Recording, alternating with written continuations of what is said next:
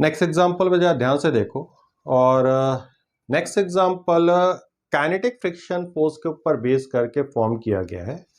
Kinetic friction force जो अपनी tendency रखता है वो स्टैटिक फ्रिक्शन फोर्स के कंपेयर में थोड़ा डिफरेंट रहता है। स्टैटिक फ्रिक्शन फोर्स अपनी मैग्नीट्यूड की वैल्यू को बढ़ा घटा सकता है और वो जब रिलेटिवली रेस्ट कंडीशन पर रखता है तब स्टैटिक फ्रिक्शन फोर्स एक्ट होता है, जबकि काइनेटिक फ्रिक्शन फोर्स जब रिलेटिव मोशन हो जाता है कॉन्टैक्ट सरफेस में तब लगता है, और जो भी लगता है वो अपने मैक्सिमम अमाउंट पे लगता है, उसमें सेल्फ एडजस्टिंग नेचर नहीं होता है। तो काइनेटिक फ्रिक्शन फोर्स की टेंडेंसी बेसिकली रिलेटिव मोशन को अपोज करने का होता है। तो इस क्वेश्चन में या पूरा पैराग्राफ जो फॉर्म किया उस पैराग्राफ के पार्ट में क्या कहा है कि ये एक बेल्ट दिया हुआ है और इस बेल्ट की वेलोसिटी इस साइड की 3 मीटर पर सेकेंड के इक्वल गिवन। इसका फ्रिक्शन कोफिशिएंट यहां पर जो दिया है वो 0.5 के इक्वल दिया हुआ है और यहां पर एक डिस्क रखा हुआ है जो इस साइड की ओर 4 मीटर पर सेकेंड की स्पीड से प्रोजेक्ट कर दिया है, जो इस बेल्ट पे घिसते हुए जाएगा। इस बेल्ट पर घिसते हुए जाएगा। तो अब हमसे पूछ लिया कि ग्राउंड के रिस्पेक्ट में और बेल्ट के रिस्पेक्ट में इसका पाथ कैसा आएगा। तो फर्स्ट क्वेश्चन यही पाथ के बारे में पूछा है। तो बेल्ट के रिस्पेक्ट में अगर हमें इसके पाथ के बारे में जजमेंट करना है तो हम बेल्ट के ऊपर ही अपने ऑब्जर्वेशन पॉइंट को रख देते हैं और ऑब्जर्वेशन पॉइंट को बेल्ट के रिस्पेक्ट में रखा तो जैसे ही बेल्ट पे हम बैठेंगे हमारी स्पीड बेल्ट के रिस्पेक्ट में 0 हो जाएगी, क्योंकि हम बेल्ट के साथ जा रहे हैं। और जैसे ही इस पार्टिकल को हम देखेंगे तो पार्टिकल के पास एक रिलेटिव स्पीड इस साइड की ओर यहां पर आ जाएगा, दैट इज 3 मीटर पर सेकेंड। तो बेल्ट के रिस्पेक्ट में इसकी एब्सोल्यूट वेलोसिटी इधर की ओर जो आएगी वो 5 मीटर पर सेकेंड के इक्वल निकल करके आएगी और ये एंगल यहां पे थीटा की वैल्यू 53 डिग्री के इक्वल आएगा। तो अभी बेल्ट के रिलेटिव ये 5 मीटर पर सेकेंड की स्पीड से जा रहा है, तो इसके अपोजिट डायरेक्शन में तुरंत काइनेटिक फ्रिक्शन फोर्स लगना स्टार्ट हो जाएगा और वो kinetic friction force absolute velocity के अपोजिट होगा। तो अभी हम यहां पे देख रहे हैं कि जो भी फ्रिक्शन फोर्स लगा इसकी जो रिजल्टेंट वेलोसिटी उसके बिल्कुल 180 डिग्री पे लगा, तो फ्रिक्शन फोर्स की टेंडेंसी इसके डायरेक्शन को चेंज करने की नहीं होगी और डायरेक्शन चेंज नहीं करेगा तो इसका पाथ कंप्लीटली स्ट्रेट लाइन दिखाई देगा। तो with respect to belt path जो हमें दिखाई देगा वो स्ट्रेट लाइन दिखाई देगा, स्ट्रेट लाइन पाथ यहां पे दिखाई देगा। और अगर मैं ग्राउंड के रिस्पेक्ट में यहां पर कहूं तो वापस से इसी रिप्रेजेंटेशन को मैंने दिखाया, तो ग्राउंड के रिस्पेक्ट में मैंने अपना observation point fix stationary frame of reference से अटैच कर दिया। तो यहां पर हमें केवल इसके पास ग्राउंड के रिस्पेक्ट वाली वेलोसिटी 4 मीटर पर सेकेंड दिखाई देगी। 3 मीटर पर सेकेंड जो बेल्ट की स्पीड है वो हमें इसके रिलेटिव में दिखाई नहीं देगा, क्योंकि हम ग्राउंड पे सिचुएटेड है। और फ्रिक्शन फोर्स का डायरेक्शन हम लोग ने ऑलरेडी यहां पर निकाला। फ्रिक्शन फोर्स का डायरेक्शन ये theta is equal to 53 degree के इक्वल आ रहा है। Theta is equal to 53 degree के इक्वल आ रहा है। तो ये डिसाइडेड हो गया कि अगर फ्रिक्शन फोर्स एब्सोल्यूट वेलोसिटी के पैरेलल नहीं जा रहा है तो वो उसके डायरेक्शन को भी चेंज करेगा और वो डायरेक्शन चेंज करेगा तो कर्व पाथ में ये दिखाई देगा, मूव करते हुए दिखाई देगा, क्योंकि एक कंपोनेंट उसका डायरेक्शन चेंज करेगा, दूसरा कंपोनेंट उसका मैग्नीट्यूड चेंज करेगा। जैसे फ्रिक्शन फोर्स का एफ के cos 53 और एफ के sin 53, तो sin 53 4 मीटर पर सेकेंड के अपोजिट है जो उसके मैग्नीट्यूड की वैल्यू को डिक्रीज कराएगा और दूसरा साइन कंपोनेंट उसके डायरेक्शन को चेंज कराएगा। तो ये तो डिसाइडेड हो गया कि डायरेक्शन चेंज होगा तो इसका पाथ कर्व दिखाई देगा। और कोई भी कांस्टेंट फोर्स जब यहां पे पाथ को चेंज करता है, कांस्टेंट फोर्स कहने का नाम मैग्नीट्यूड एंड डायरेक्शन दोनों ही कांस्टेंट रहे। और हमने यहां पे ऑलरेडी जज किया है कि फ्रिक्शन फोर्स का जो डायरेक्शन है वो कांस्टेंट है और मैग्नीट्यूड भी कांस्टेंट है, क्योंकि काइनेटिक फ्रिक्शन फोर्स लग रहा है।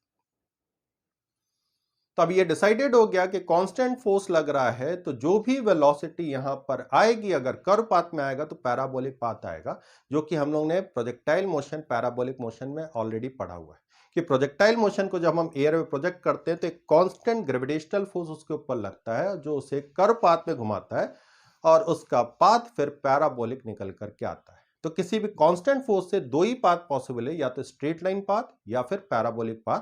स्ट्रेट लाइन के लिए फोर्स वेलोसिटी के पैरेलल या एंटी पैरेलल होना चाहिए, और अगर कर्व पाथ कर रहा है तो फोर्स जो हो वो वेलोसिटी से 180 डिग्री से हट करके कोई भी एंगल बनाए।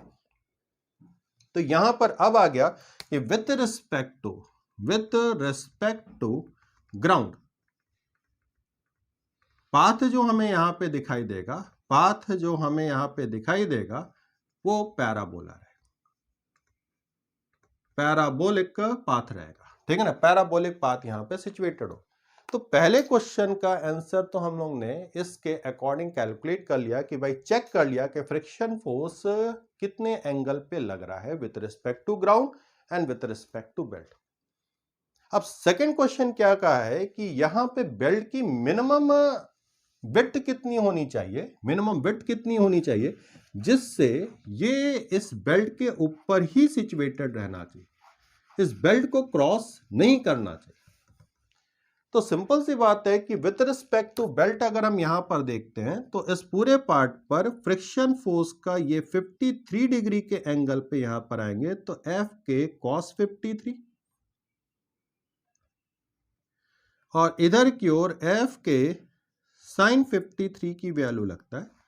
तो ये 4 इस कंपोनेंट के कारण डिक्रीज होगा, ये वेलोसिटी इस कंपोनेंट के कारण डिक्रीज होगा, तो ये डिक्रीज होते होते भी इस पर्टिकुलर पोजीशन पे जाने से पहले ही रुक जाना चाहिए, नहीं तो बेल्ट की विड्थ को क्रॉस कर जाएगा, बेल्ट की विड्थ को क्या कर जाएगा, क्रॉस कर जाएगा। तो इस पूरे पार्ट पे इस कंपोनेंट पे अगर हम ध्यान से देखें तो ये एफ के की वैल्यू जो निकल करके आएगा that is 0.5 into m g आएगा, और साइन कंपोनेंट की वैल्यू को कैलकुलेट करें तो n साइन 53 की वैल्यू को कैलकुलेट करेंगे तो mg divided by 2 sine 53 4 divided by 5 आएगा। इतना फोर्स इस डायरेक्शन की ओर लगेगा तो इसको हमने मास मल्टीप्लाई एक्सेलेरेशन से इक्वेट कर दिया, और ये एक्सेलेरेशन प्योरली वाई एक्सिस के अलोंग सिचुएटेड रहेगा, तो m y के इक्वल लिख लिया, इसको वाई एक्सिस लिखा और इसको एक्स एक्सिस लिख लिया। तो एक्सेलेरेशन वाई एक्सिस के अलोंग जो कैलकुलेट होकर के आएगा 2/5g that is equal to 20 divided by 5 4 metre पर सेकेंड के इक्वल आएगा। तो इसकी विड्थ यहां पर जो सिचुएटेड होनी चाहिए उसको हम काइनेमेटिक्स से सॉल्व कर लेते हैं, क्योंकि कांस्टेंट अमाउंट ऑफ एक्सेलेरेशन लग रहा है।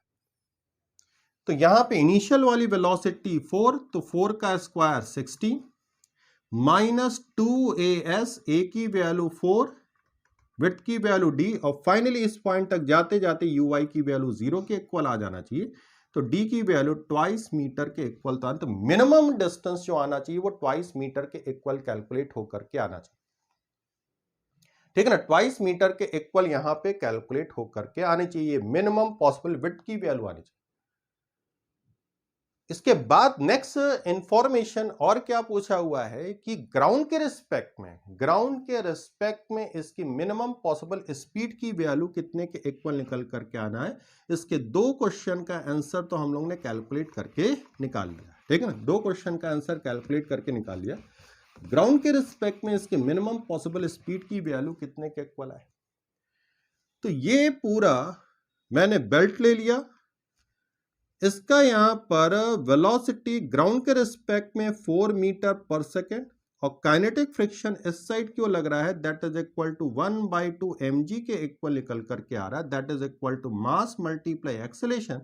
तो एब्सोल्यूट एक्सेलेरेशन की value g divided by 2 that is equal to 5 आएगा,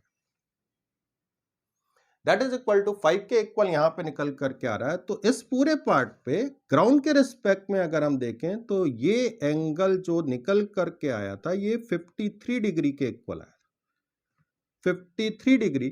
तो मैंने 4 के दो कंपोनेंट यहां पे कह दिया, 4 के दो कंपोनेंट, ये 53 ये 37 ये 53 डिग्री के इक्वल। तो यहां 5 cos 53 that is equal to 3, और इस पूरे पार्ट पे यहां पे 4 cos 53 की वैल्यू, तो 4 cos 53 4/5, तो 16 डिवाइडेड बाई 5 आ जाएगा। और दूसरा ये कंपोनेंट अगर देखेंगे तो ये कंपोनेंट की वैल्यू 4 sin 53, 4 cos 53 फिर से इसको करेक्ट कर लेते हैं। 4 cos 53, 4 मल्टीप्लाई 3/5 की वैल्यू करेंगे तो ये 12 डिवाइडेड बाई 5 आएगा और यहां पे 16 डिवाइडेड बाई 5 आएगा। ये साफ पता चल रहा है कि ये एक्सेलरेशन इस कंपोनेंट के अपोजिट है। तो जब ये इस साइड की ओर कहीं पे मूव करते हुए जाएगा, इस पर्टिकुलर पॉइंट पे पैराबोलिक पाथ करते हुए जाएगा, तो इसका ये कंपोनेंट कंटिन्यूअसली डिक्रीज होगा और जब ये कंपोनेंट की वैल्यू कंप्लीटली कैंसिल आउट हो जाएगा, ये 5 मीटर पर सेकेंड एक्सेलरेशन, तो केवल इस एक्सेलरेशन की वैल्यू, इस वेलोसिटी की वैल्यू बची रहेगी, दैट इज 12/5 और 12/5 इस एक्सेलरेशन के परपेंडिकुलर रहेगा। जैसे प्रोजेक्टाइल मोशन पे जब हम लोग देखते हैं तो वेलोसिटी का वो कंपोनेंट टॉप मोस्ट पॉइंट पे बचा रहता है जो कंपोनेंट ग्रेविटी के परपेंडिकुलर होता है। सेम इसी तरीके से यहां पे 12/5 इसके रिजल्टेंट एक्सेलरेशन 5 मीटर पर सेकेंड के परपेंडिकुलर, तो ये जब पैराबोलिक पाथ करते हुए जाएगा तो इसके इस पोजीशन पे, मैक्सिमम पोजीशन पे जब ये यहां पे पहुंचेगा तो इसकी वेलोसिटी का केवल ये कंपोनेंट बचा रहेगा और बाकी जो कंपोनेंट एक्सेलरेशन के अपोजिट है वो नलिफाइड हो जाएगा। तो ग्राउंड के रिस्पेक्ट में इसकी मिनिमम स्पीड जो कैलकुलेट हो करके आ सकती है, that is equal to 12 divided by 5, that is 2.4 metre पर सेकेंड के इक्वल निकल करके आएगी। ठीक है।